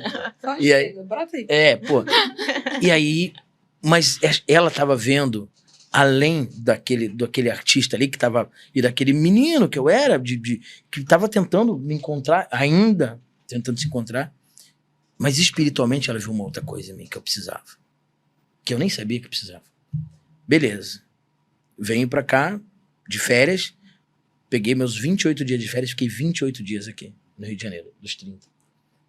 Quando eu cheguei na rodoviária, no caminho, na verdade, vim de ônibus, na primeira vez, e eu tô chegando ali na Washington Luiz, e aí, tipo, acordei, né, 12 horas de viagem, eu acordei, dezembro, calor, e a gente não tava, eu tava com um casaco parecido com esse e tal, uma maluquice. E aí eu tô vendo um monte de pessoas negras, os caras negros sem camisa, andando, tipo, na rua. E eu tô olhando, e o meu cunhado tava do meu lado, assim, na mesma coisa, eu falei assim, Fábio, irmão, olha pela janela. Eu falei, irmão, olha a quantidade de negrão, mano, sem blusa. Aí eu falei, deve estar um calor né, lá fora. Tá bom, mas a gente tava... E aí isso, a quantidade de pessoas negras que eu tô vendo, quando abre a porta do na rodoviária, parece que eu fui engolido por aquele bafo quente de 65 graus do Rio de Janeiro de dezembro. E uma falação, uma maluquice naquela rodoviária, e eu tô olhando, táxi, escambau, eu falei assim, irmão, acho que é isso aqui mesmo. Beleza, cheguei, minha sogra morava em Rocha Miranda, e aí eu sempre, desde que eu morava em Curitiba, eu sempre fui um apaixonado pelo meu Império Serrano, por Madureira. Eu tinha um sonho, que eu achava, não sei, talvez eu achasse que Madureira fosse o quê? Angola? Não sei, sabe? Eu não sei o que era, mas que alguma coisa tinha ali. E aí, a gente chega na casa dela e tal, ela bem assim, vamos comigo lá em Madureira que eu tenho que pegar um negócio, e ela ia realmente buscar um óculos. E a gente foi, e aí pra mim já era tudo uma maluquice. Pegar uma Kombi que você pagava, sei lá, acho que na época era R$1,50, R$2, que te deixava lá, e tu não precisava pegar o ônibus? Falei, pô, nunca mais eu vou andar de ônibus na minha vida. Pô. Aí beleza, chegamos em Madureira, aí a gente atravessou a passarela. Quando a gente atravessa a passarela, ela segurou na minha mão e falou assim, olha pra lá. Aí eu vi o Império Serrano. E aí, lógico, eu comecei a chorar, como todas as vezes que eu vou em Madureira, eu fico muito emocionado lá mesmo. Pra mim é a mesma coisa que se eu estivesse chegando num terreiro. As pessoas que foram de santo vão saber o que é. É a mesma coisa. É isso. E aí ela bem assim, você quer ir lá? Eu falei, pô, lógico, né? Aí fui, entramos lá pra tirar fotos, eu não tenho mais essas fotos, infelizmente. E um senhor, que era o gestor ali do barracão, ele viu na minha cara, e acho que aí já são Deus, são os orixás mesmo, que falou assim, você é cantor, rapaz? E eu não pensei, falei, sou. Ele bem assim, tal. Aí eu falei que eu compunha também. Aí ele bem assim, tu vai fazer o que hoje à noite? Aí eu falei nada, ele, não, você vai fazer sim. Hoje você vai vir cantar aqui, que foi a primeira vez que eu cantei no Rio de Janeiro, que foi na roda de samba da Velha Guarda do Império Serrano. Nossa. Caramba, Chegou chegou! pé na porta. Sim, foi desse jeito, exatamente Cheguei assim. em Hollywood fazendo um Titanic. Nada, estudei pra ser... Mentira, não sabia nada. Isso era pra ser... Eu tinha que chegar lá no Império Serrano 8 horas. 6 horas. Me deu uma crise de pânico. Sério. Que eu não queria mais ir, que eu falei, acho que não preciso ir, não vai ter nada. Sabe aquela autossabotagem? Mas porque tem outras coisas acontecendo ali. Porque eu não achava nem que era merecedor de estar ali. Por quê? O que aquele homem viu em mim que eu nunca vi a vida toda? Nesse longo desses 30 anos eu nunca vi. Beleza. Foi maravilhoso. E aí vem a questão espiritual de novo, que vem uma senhora pretinha, de cabecinha branca, no meio de todo mundo, beija minhas mãos e fala assim, ó, toda vez que você subir aqui, você entrar aqui, você vai fazer sucesso. Caramba. E realmente ela não mentiu. Em nada, né? as coisas foram acontecendo. Essa semana eu tava até falando com um amigo, ele falou assim, você tem noção do que você conseguiu fazer quando fala do seu nome por aí? Eu não penso muito nisso. Realmente eu não penso muito nisso, não. Porque eu só fui fazendo. Mas quando acontece no Império Serrano, no outro dia eu tava, no domingo, isso foi na terça-feira. No domingo eu tava cantando no Boêmios de Irajá, porque aí um foi me chamando pro outro lugar, pro outro, e eu só fui indo. Hoje é muito louco, eu moro do lado do Boêmios de Irajá, né? Isso muito, pra mim é muito absurdo. E aí eu cantei lá de novo, e aí eu me senti naquele lugar que eu falei pra vocês. Aqui pode. Uhum. Eu fui no mercado e vi um monte de gente com roupa de santo. Pô, Rocha Miranda, né, gente? Né? Sim. Subúrbio. Um dia no pescoço, eu falei, gente, há 2 anos atrás eu trabalhava numa empresa que eu não precisava usar turbante. E não aqui... Provavelmente não podia nem falar. Não, nada, e aqui pode. Aí eu falei, porra, lógico que eu não vou embora. Só fui pra Curitiba, fiz um acordo na empresa, pedi a conta e voltei pra cá. E aí fico 2 anos, 2 para 3 anos, começa até 2012, porque antes de 2012 começa a questão da UPP. E aí virou um caos, subúrbio, volto eu pra Curitiba. Aí entrei numa coisa que eu não sabia nem o que era uma coisa numa depressão, porque eu não entendia mais a linguagem daquele lugar, o clima hostil, eu saía na rua, não tinha nada. Você estava imerso no pertencimento e... Isso, e fui arrancado daquilo. E aí eu dei uma pirada, claro que sim. Isso dura um pouco de tempo, até depois o meu filho nasce, dura uns 4 anos, o meu filho nasce em 2015, mas aquilo não me fazia feliz. Por mais que eu amo esse cara e tudo que eu faço na minha vida é por causa do Alexandre, né? Alexandre Martins Filho. Sempre vai ser, sempre foi por causa dele. Mas aí eu não estava fazendo bem para a estrutura da mãe dele, eu não estava fazendo bem para aquela conversa. E não era por nada, era porque eu não estava feliz. Eu ficava quieto, eu não conversava, a música já estava indo para outro caminho, bebida. E aí, de novo, a espiritualidade vem lá, eu vou num lugar, e ficava assim, mano, tá na hora de ir embora. Só que eu não acreditei, porque eu fazia parte de um grupo, e nesse grupo tava chegando numa ascensão lá, mas aí essa entidade falou assim, ele vai embora e não vai ficar aqui. O que aconteceu? Meu filho completou 2 anos em fevereiro. Em maio, eu entrei num avião com uma passagem que eu ganhei do produtor aqui com R$30 no bolso e uma bolsa. E eu nunca mais voltei. Essa história da Madonna, chegando a Nova York. E eu nunca mais voltei. Isso foi em 2017. E foi terrível. Fui dormir no chão, fiquei dias sem comer, fui andar sem saber por onde, porque eu não conhecia nada, fiquei na Lapa, mas não sabia andar. Até que consigo conhecer uma roda de samba num dia, chama-se o Movimento Samba Brilha, que acontece ali na Cinelândia, e alguém me viu de novo no meio daquela multidão, e vem uma menina chamada Márcia Moura, que é uma cantora, uma sambista, de lá de Mangueira, e ela simplesmente olhou na minha cara e falou assim, você quer cantar? Eu falei, quero. Eu tava 3 dias sem comer nada, absolutamente nada. Caramba. E aí eu lembro que me pegaram, me falaram assim, coloca o nome ali naquela mesa, que tu vai cantar. E aí me deram 4 fichinhas de cerveja. Eu falei, pô, bicho. E uma ficha de acarajé. Eu falei, pô, nunca mais vou embora. Aí beleza, demorou, tinha um monte de gente pra cantar e tal, demorou, até que eu cantei. E aí uma pessoa me vê naquele meio. Uma senhora que tá cantando, uma artista que chama-se Margarete Mendes, a negona do axé. Maravilhosa. Essa mulher salvou a minha vida. Essa mulher acreditou em mim e me chamou pra cantar. E eu cantei com ela em alguns bares da Lapa. E nesse dia, ela me sentou, uma pessoa também do axé, me sentou e falou assim, olha, eu não sei como é que tá a tua vida aqui, mas se você precisar de um lugar pra você ficar, você pode ficar lá na minha casa. Eu posso te falar uma coisa, que eu comer você come, o que eu beber você vai beber. Não tem muita coisa. Aí vou eu pro Caju e moro lá alguns anos, depois consigo, né, alugar minha casa e viver da música, tocando na banda dela, até que ela me leva no Cacique de Ramos, onde ela é filiada e é uma das cantoras, e o Bira Presidente me apadrinha.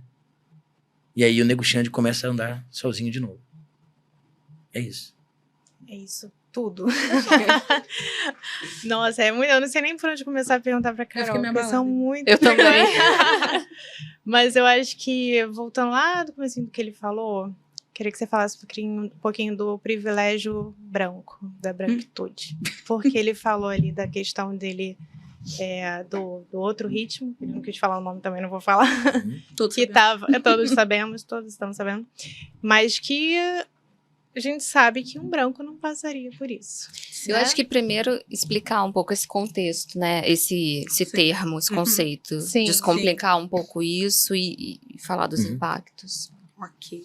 Então, primeiro, né, entendendo o que a gente fala, né, de privilégio branco, a gente tem que entender o que é branquitude. Às vezes as pessoas confundem. Sim, são pessoas brancas, óbvio, mas é que branquitude é uma série de características que essa identidade envolve. Então, a gente está falando disso aqui o tempo todo sem nomear, né? Sim. Então, por exemplo, é uma das coisas que a gente falou bem no comecinho, que era sobre silenciamento. É uma das características. Uma sensação de superioridade estética, né? Eu sempre sou a referência, né? Uma mulher bonita é sempre uma mulher branca. Uma mulher negra bonita, né? Você tem que pontuar quando é uma mulher negra. Então, a branquitude ela envolve uma série de privilégios econômicos, materiais, sociais, né? Tá em todos os níveis. E aí, né, isso vai se operando, é tipo uma engrenagem que a gente não consegue ver. É tipo um motor ali de um carro. O carro está movimentando, né? Não é magicamente, né? Tem alguma coisa ali acontecendo, mas a gente não vê. E aí, por conta dessa... Enfim, o privilégio branco veio de toda a herança, né? Escravocrata. Isso quer dizer que, na prática, no dia a dia, na hora que as coisas de fato forem acontecendo, algumas pessoas vão ter algumas facilidades e outras vão ter algumas dificuldades. Então, tem um estudo que eu sempre me vem à mente, eu vi no jornal, assim, não foi nem nada que eu li em artigo, não, que estava comparando a ascensão social de pessoas pobres. E aí estava explicando que pessoas brancos pobres vão ascender mais do que negros pobres. E isso eu posso estar falando uma besteira, mas eu acho que vai piorando conforme você vai tendo mais níveis, né, de graduação. Então, por exemplo, uma pessoa negra com o meu tempo de formada, o mesmo nível de formação ou de trabalho, versus uma pessoa branca, a pessoa branca vai provavelmente ter tido mais oportunidades de ganhar mais, né, vai ter mais renda, vai ter uma série de coisas. E tudo isso vai se operando ali, independentemente da sua força de vontade.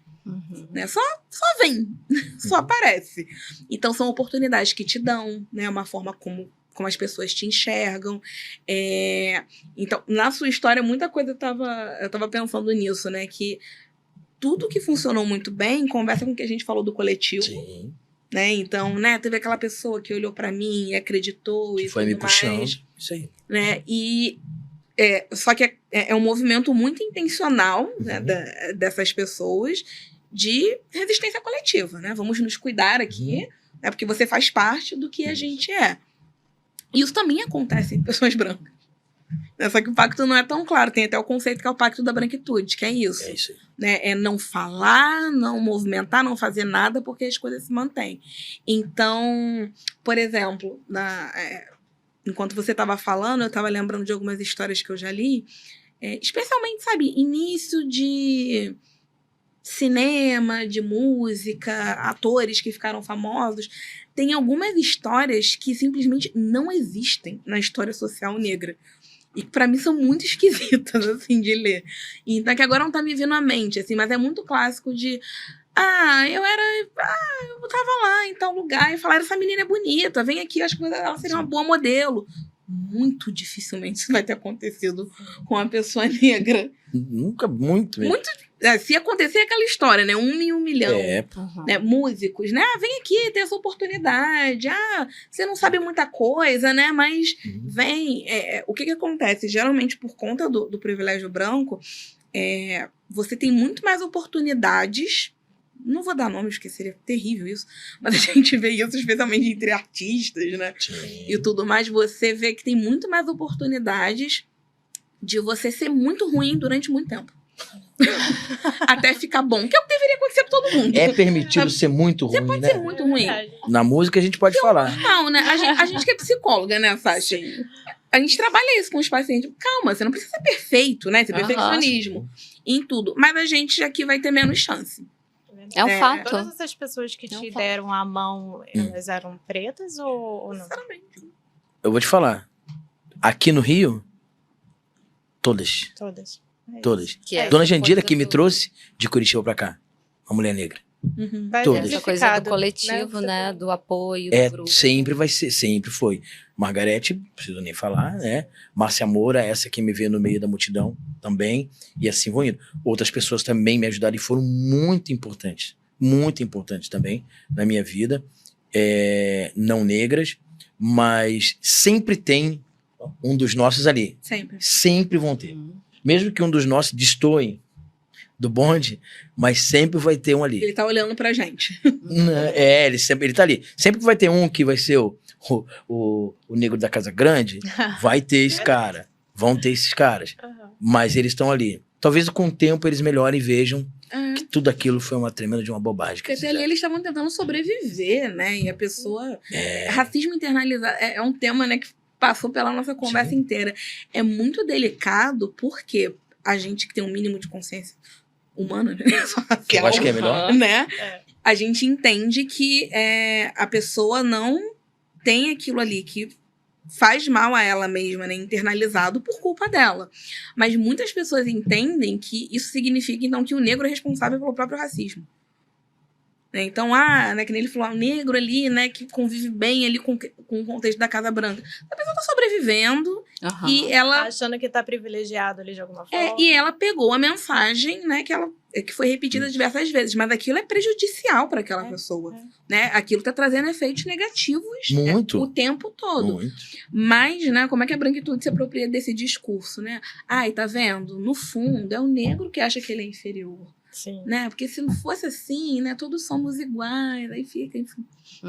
Eu tenho até um amigo negro. Como se não houvesse história, né? Para. Minha babá me criou e dorme Minha babá comigo me no criou. quarto. Pô. Né? Como se fosse minha mãe. Da Gente, minha que horas família. ela volta a assistir?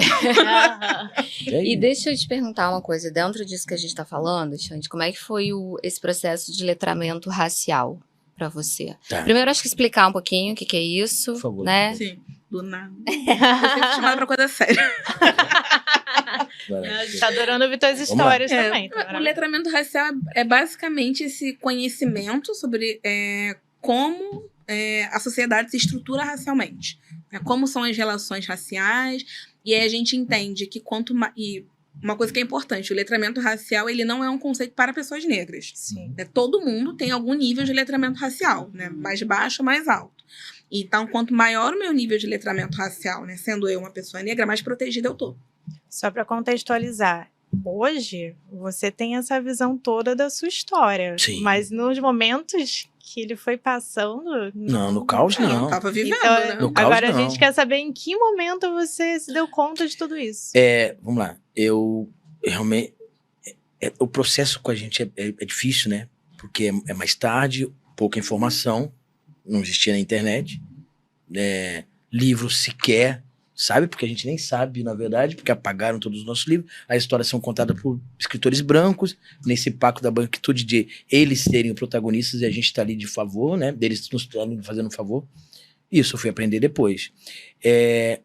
Acho que fica mais evidente em 2009, que eu conheço uma pessoa que é um cara muito importante na minha vida, que chama-se Adegmar Candeeiro, lá de Curitiba, que é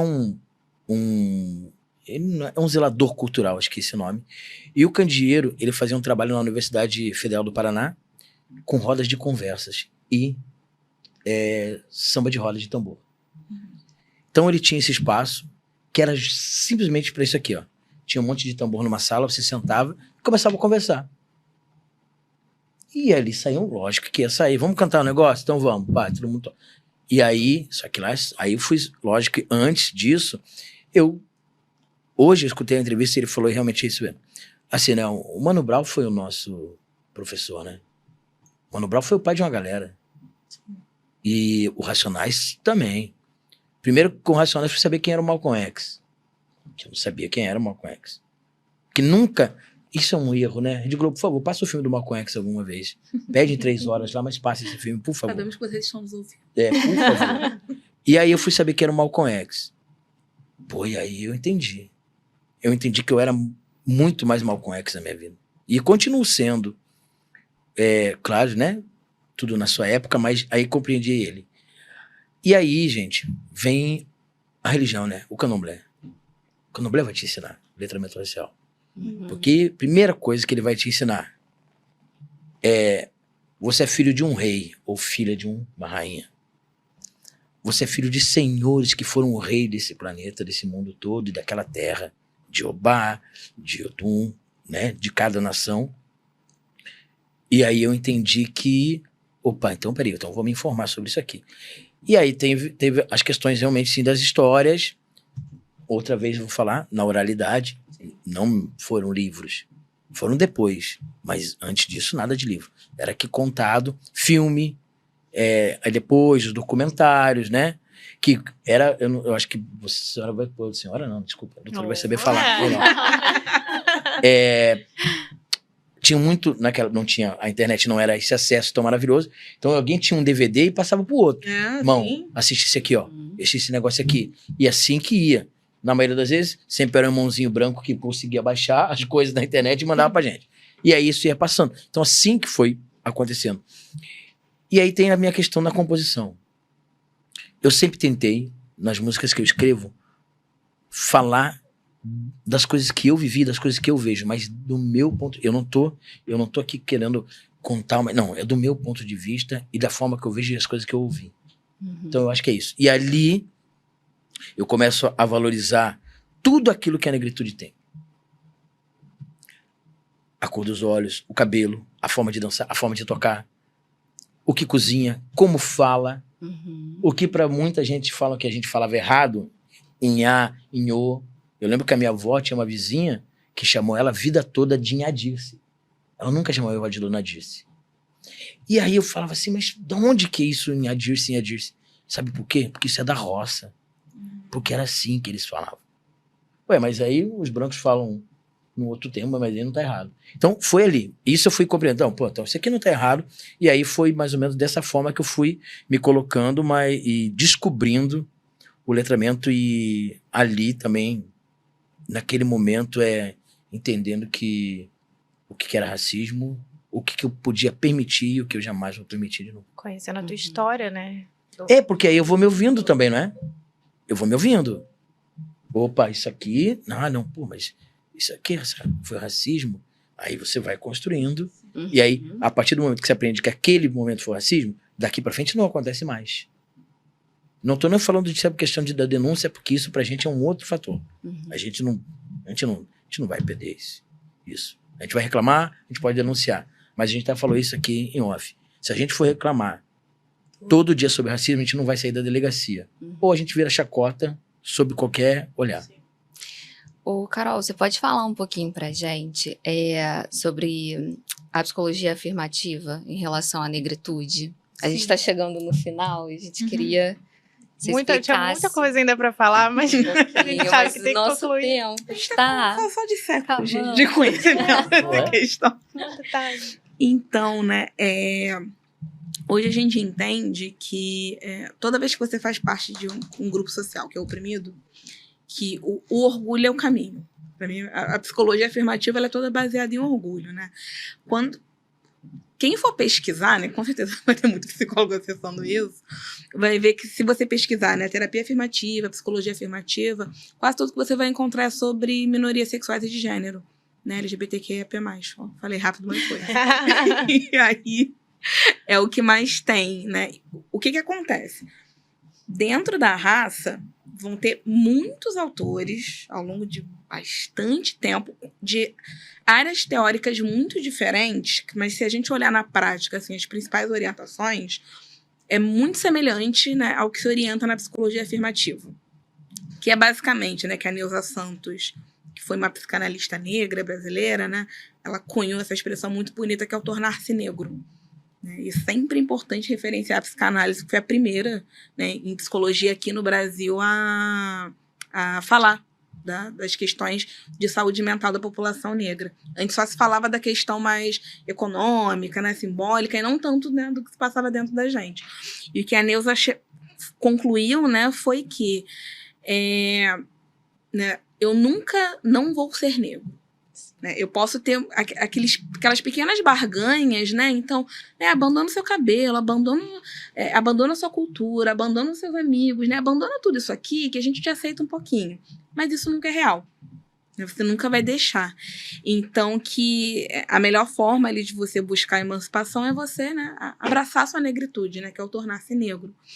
E aí, tudo que a gente estava conversando aqui, né? Desde se letrar até as amizades, as músicas que você ouve, livros que você lê, né? Tudo faz parte desse movimento de se afirmar racialmente.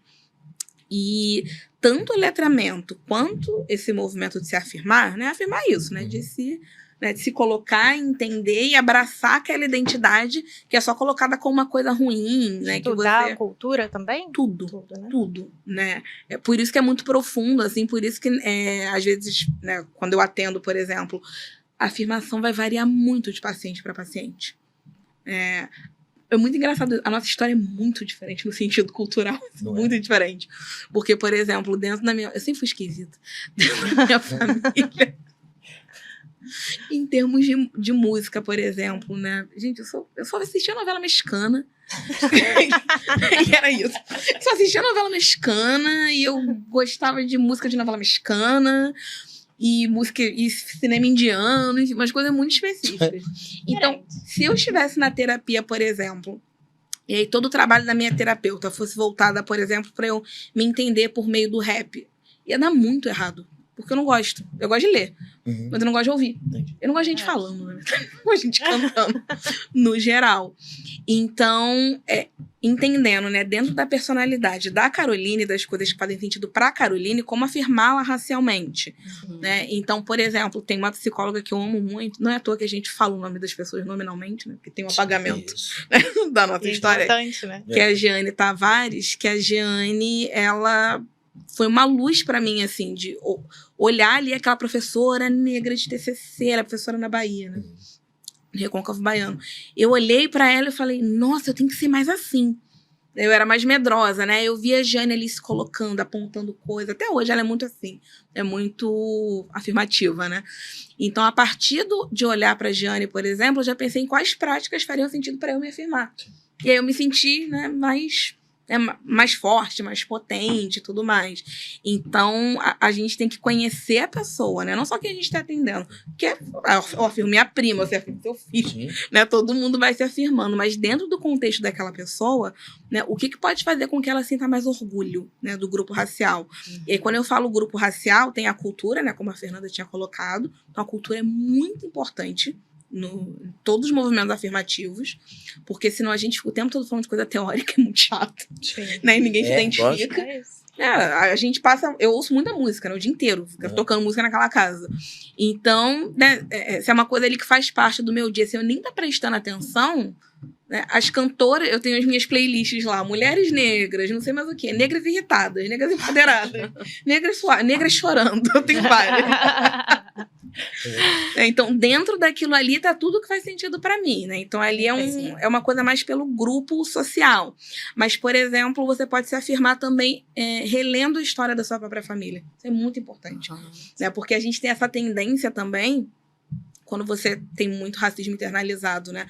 Ou só olhar pelo olhar da vergonha, né? Do tem que deixar para trás e tal. Ou de só olhar para batalha. Batalha, força e batalha, né? E tudo mais. Hoje em dia, eu tento, nesse movimento de humanizar, por exemplo, a minha história familiar, olhar o mais amplo.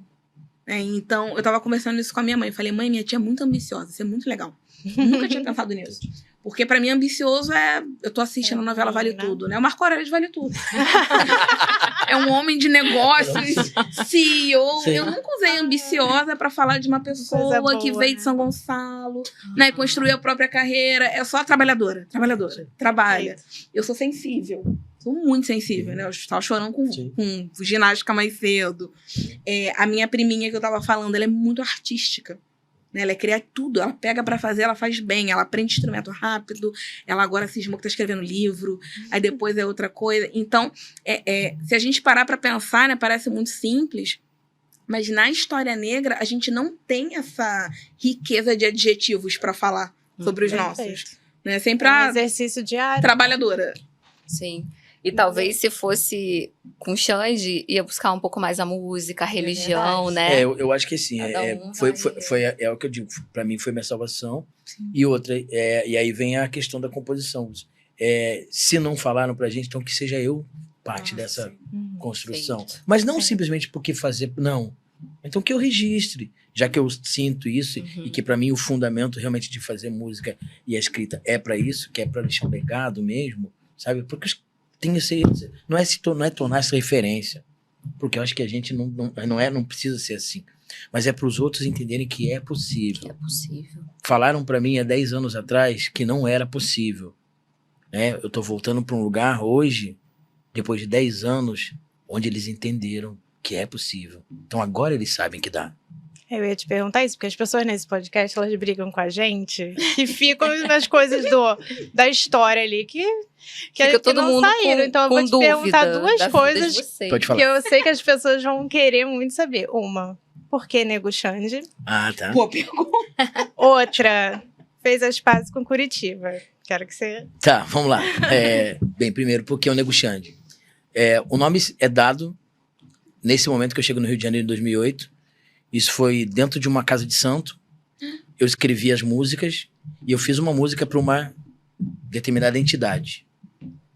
E eu falei, vou levar essa música aqui e tô com um papelzinho lá e tal, com a letra da música e fui cantar. Bem, as pessoas que vão saber o que acreditam e sabem o que eu vou dizer. A entidade simplesmente pegou assim, falou, por que seu nome é assim? E era Xande com X. Pegou um pedaço de carvão assim, ó, e escreveu Xande com CH. E falou assim, ó, bota assim, ó, porque só vai existir você. Do outro tem um monte. Bem, ela não mentiu. Sob hipótese alguma, ela não mentiu. Só tem eu. E eu, mais uma vez, o axé muito abençoado, assim, me abençoou muito na vida. Eu perdi todos os meus documentos e a única coisa que eu tinha para poder fazer os outros documentos, para provar que eu, era a carteira de músico. E na carteira de músico estava o meu nome artístico. E aí eu levei lá e tal, no Detran, para tirar a segunda via da identidade. Eu tô sentado esperando a minha vez e aparece lá aquela vozinha computadorizada. Nego Xande. Juro por Deus. Que eu fiquei assim, ó. Aí eu falei, cara, mas eu acho que é eu mesmo. Aí eu levantei e fui.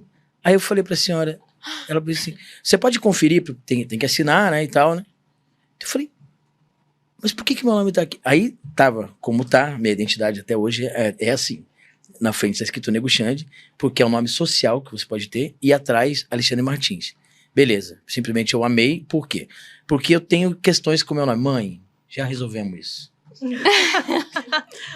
Porque meu nome é Alexandre Martins. Bem, toda pessoa negra vai saber disso, se ela não sabe, por favor, gente, pesquise. O seu nome não é seu, meu nome não é meu.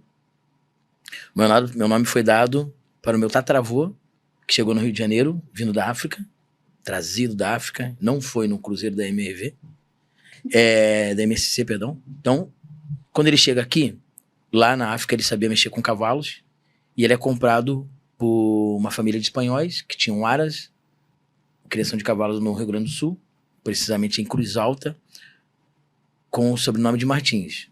Bem, meu avô, quando desce, é comprado, ele é queimado com ferro com a letra M, e aí eu nunca compreendi esse nome. Então eu posso te falar, eu tenho muito orgulho do nome que a minha mãe me deu, é o nome do meu filho, mas eu deixo muitas aspas na minha vida. Isso não foi correto, isso não é correto. Não é correto com o seu sobrenome, não é correto com o nome do meu filho, não é. Então a gente já nasceu, né, sendo propriedade de alguém. A gente não é dono do nosso nome. E aí quando muda para Nego Xande, na hora que eu olhei, minha mãe não ficou tão feliz assim, mas depois ela entendeu. E para minha mãe eu continuo sendo o Alexandre, eu continuo sendo... Mas aquilo me deu uma paz. sabe, aquilo me libertou Uhum. de uma coisa que eu não queria pertencer. E continuo não querendo. Daquela história, eu não tô falando da questão do nome, mas da carga que isso carrega, né? Porque isso não é... Ninguém fala isso, ninguém contou isso pra mim na minha escola. Sim. As pessoas não vão te contar. É isso do nome. Qualquer outra pergunta? Fez as pazes com Curitiba. Ah, então, fizemos as pazes, né, Curitiba? Que coisa boa. Vamos lá. Inclusive, pra nossa tristeza, Xande tá se despedindo do Rio. É muito louco isso, porque Que isso. é a minha última semana, né? Terça-feira que vem, embarco pra Curitiba pra morar novamente. E aí eu vou falar pra vocês de novo, né? A minha fé, ela realmente vai me provando coisas. A mesma banda de que eu saí, porque eu tive que sair porque eu era muito contestador, porque eu era muito negro, porque eu usava as minhas contas e tudo aquilo chocava as pessoas que iam me ver. Hoje é o que mais faz falta lá. Uhum. Então hoje é muito louco o que eu vou dizer, mas acho que hoje eu me encaixo, né? E eles entenderam. Mas eu não tô falando isso, não são os meus amigos que eram do grupo que eu fazia parte, é pra esse grupo que eu tô voltando. Uhum. E isso é muito, da minha cabeça é maluca, porque largar tudo, tô largando tudo, exatamente tudo, mas eu precisava preciso um pouco do meu filho, preciso da minha mãe. Tem mais de 10 anos que eu não passo o Réveillon com a minha mãe, não lembro a última vez. E isso não é bom pra mim, porque tem essa questão da solidão, né? Sim. A solidão. É muito bom você estar trabalhando. Eu vivo numa sociedade que todo mundo daria a vida pra vir viver. Eu vivi coisas que músicos, eu posso falar do meu estado, nunca chegaram, no lugar que eles nunca chegaram. Todos talentosíssimos. A galera, os mais velhos que começaram antes de mim, Mãe Orminda, Ciro Moraes, podia falar vários aqui. Mas que nunca chegaram.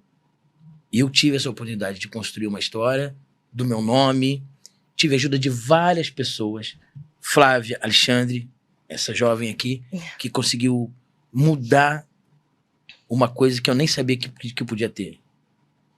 Fernanda, muito obrigado, primeiro, por você sempre ter falado o seguinte, não esquece isso aqui não, isso aqui, tá bom? Não deixa isso aqui acontecer, isso aqui que você faz é bom, talvez eles não entendam agora, essa roupa aqui, não precisa você usar essa roupa aqui, usa essa roupa aqui. Eu nunca esqueci de nada disso. Foi muito importante. Toda essa caminhada, hoje, tá aqui falando dessa história, pra mim realmente é uma coroação. Alguém vai falar que deu errado. Pô, eles não fizeram nada que eu fiz, eles nem tentaram. Então, pra mim, deu muito certo. Eu conheci o Xande no momento que ele tava vivendo muita opressão, né? E eu tentava sempre falar pra ele, porque eu trabalho com redes sociais, e eu sempre falava pra ele, Xande, a tua história, você tem que contar a tua história. Sempre falou. Né? E hoje, trazer ele aqui pra contar a história dele é muito importante pra mim também. Porque era o que eu queria. E hoje eu fico muito feliz de ver que ele se libertou de muita coisa, que hoje ele canta as músicas que ele quer cantar, fala sobre a religião dele livremente, porque ele não podia falar. E só agradecer, agradecer. Eu como deu certo? Deu muito. Em algum lugar isso ia dar certo. E tá dando muito mais certo. Eu sou muito grato, gente, a todo mundo que sempre me ajudou. Todas as pessoas que me ajudaram. As pessoas... Curitiba sendo você, né? Que nem você falou. E outra assim, sabe? Vou voltar de volta no lugar. O meu filho tem 9 anos de idade. A coisa mais importante pra minha vida é esse cara olhar e falar assim, agora eu posso ser talvez igual ao meu pai. Isso sim. Beleza. Foram 7 anos de ausência. De certa forma, eu sempre tentei de algum jeito. Foram. Mas eu não sabia, ninguém me ensinou como aquilo seria. Como eu posso falar pra ele? Hoje ele pode ver, ele pode assistir isso aqui e ver. E saber como foi. E que não foi lindo. Que não foi só fácil. Foi muito difícil. Foi doloroso, foi triste, foi solitário, você sabe, extremamente solitário em vários momentos. Extremamente obrigado a fazer, a compreender coisas que eu não entendia nada. Mas é isso. Irmão, dá certo. Vai dar certo.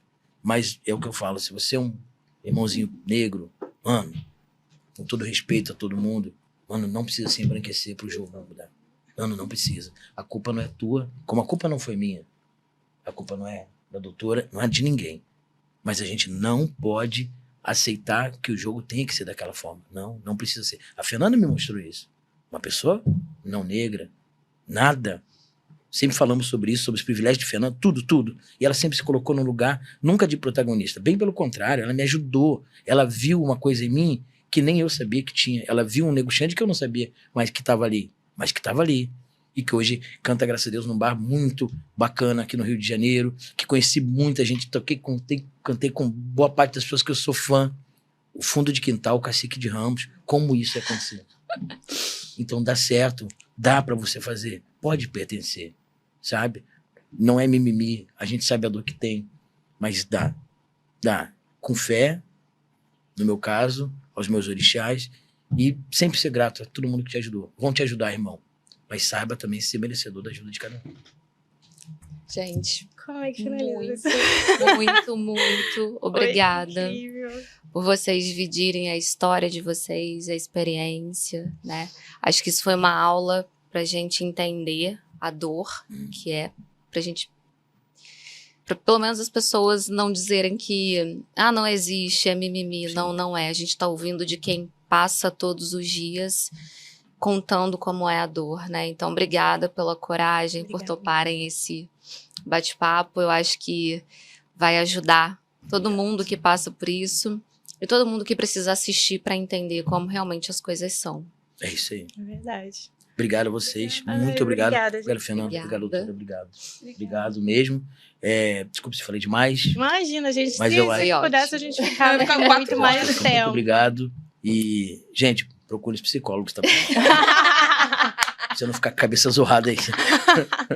E você que está assistindo a gente, segue lá a nossa página no Instagram, se inscreve aqui no canal.